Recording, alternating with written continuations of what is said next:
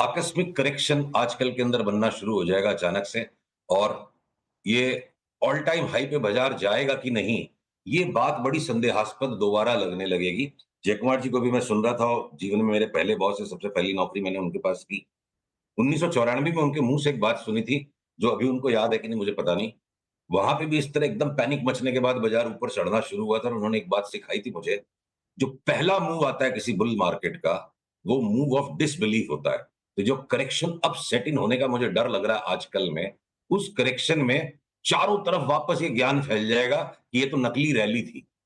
और उसके बाद अगर निफ्टी ने हायर बॉटम बना दिया 23,700-800 का, तो हम उसमें बड़ी तेजी का दांव दोबारा लगाएँगे और बैंक निफ्टी की चार्ट अगर मैं आपको दिखा सकूँ, देखिए 23,700 तक का तो पुल बैक बैंक निफ्टी में आ जाए अगर किसी तरह चार्ट दिख रही है स्क्रीन पे, तो ये तो मतलब लगता है इतना तो करेक्शन होना मार्केट का जन्मसिद्ध अधिकार है भई, घट बढ़ के ही बाजार चलेंगे और साथ में बैंक निफ्टी की चार्ट आप देखो, अगर ये बैंक निफ्टी की चार्ट की आपको मैं एक सिंपल सिंपल एनालिसिस दूँ, ये ये जो नीचे से मूव निकली है ना, यहाँ पे बैंक निफ्टी का बॉटम फाइनल नहीं लगता है।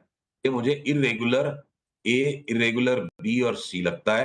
कोई बड़ी बात नहीं है कि निफ्टी 23,700 के नीचे नहीं जाए और बैंक निफ्टी क्या पता वापस 49,500 तक भी धक्का खा जाए। हो सकता है उतना धक्का नहीं भी खाए और 51,000 एक एक तलहटी बनती 51,000, 51,000 तोड़ देगा तो 49,500 एक करेक्शन वापस दिखता है बाजार में, जिसके बाद बहुत बड़ी चाल जो हमने बात करी थी शुरू हो चुकी है, वो रिज़्यूम हो जाएगी। ओके। तो अब इसमें सवाल ये है कि फिर रिटेल क्या करे? मतलब इस करेक्शन के लिए पहले प्ले करे या फिर वो लार्जर टाइम फ्रेम में ऑल टाइम हाई के लिए प्ले करे, खास तौर से स्टॉक स्पेसिफिक? बढ़िया और बहुत खूबसूरत सवाल है अनुज। हम्म। देखिए, बाज़ार में हर वक़्त, हर तरह के व्यक्ति के लिए अलग-अलग सही चीज़ें हैं। मैं एक उदाहरण के साथ बात करूँगा आपके सवाल को एक्सप्लेन करने में, उसमें 2-3 तरह के स्टॉक्स पे बताऊँगा। ज़ाइडस हेल्थकेयर यानी जिसका नाम पहले कैडिला होता था, ज़ाइडस लाइफ साइंसेज़, इसमें जो चार्ट पे नया ब्रेकआउट का पॉइंट आया है, अगर पीसीआर फिर से दोबारा प्लीज़ मेरी स्क्रीन को दिखाएँ, तो बात चार्ट से अच्छी समझ में आएगी। ये जो ब्रेकआउट अब ज़ाइडस में आया, रिवर्सल पैटर्न देकर हमें यहाँ से 75% तक की तेज़ी का कॉल हमने कल अपने क्लाइंट्स को एक्सप्लेन किया। तो ये लार्जर टाइम फ्रेम में 6 महीने के व्यू पे, 4 से 6 महीने के व्यू पे 75% की चाल वाले पैटर्न जहाँ ट्रिगर हो रहे हैं, irrespective of Nifty and bank Nifty के करेक्शन, हम इनमें बाइंग को कंटिन्यू करेंगे।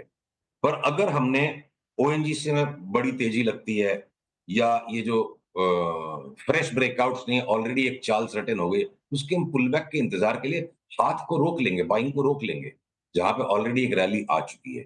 तो शॉर्ट सेलिंग करने लायक कोई बहुत ही रेयर स्टॉक्स होंगे और वो बहुत ही किसी रेयर प्राणी का काम है। एक और उदाहरण कृपया मुझे दिखाने दीजिए पीएनबी की इस चार्ट से। प्लीज पीसीआर टॉलरेट करें। अब वापस से स्क्रीन को दिखाइए।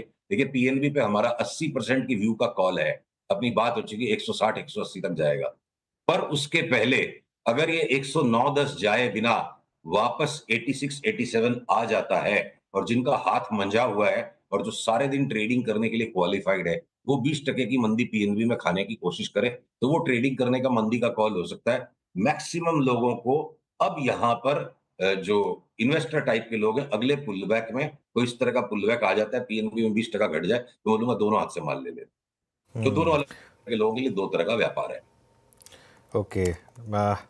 मीनवाइल निफ्टी ने अब आज क्या क्रॉस किया? महाराष्ट्र इलेक्शन के वर्डिक्ट के दिन का हाई क्रॉस किया और अब 24,380 बस और 20-25 पॉइंट बचे हैं। 24,400 क्रॉस होगा तो वो बड़ी वाली शॉर्ट कवरिंग जो 24,500-600 तक भी शायद इसको ले जाए।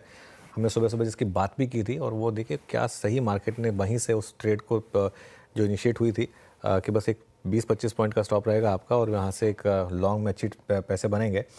सुशील, एक चीज़ है, ये जो नए एफ एंड ओ इंक्लूजन्स हुए इनमें से कोई चार्ट देखे क्या आपने? Tata Elxsi, KPIT, CSC, Yes Bank, इनमें से कोई चार्ट देखे क्या? सब में बहुत शानदार मोमेंटम है। टाटा एलेक्सी और केपीआईटी जिसको बिरला सॉफ्ट कहते हैं, इन 2 पे हम बहुत ज़्यादा बुलिश हैं बिरला और सॉफ्ट पहले, सीएस बिरला सॉफ्ट नहीं, सॉरी सुशील, बिरला सॉफ्ट अब पहले वो था, उसके बाद वो डीमर्जर वगैरह हो गया, तो वो भी अलग से स्टॉक अब एग्जिस्ट करता है। केपीआईटी और वो अब पहले एक ही कंपनी थी ये,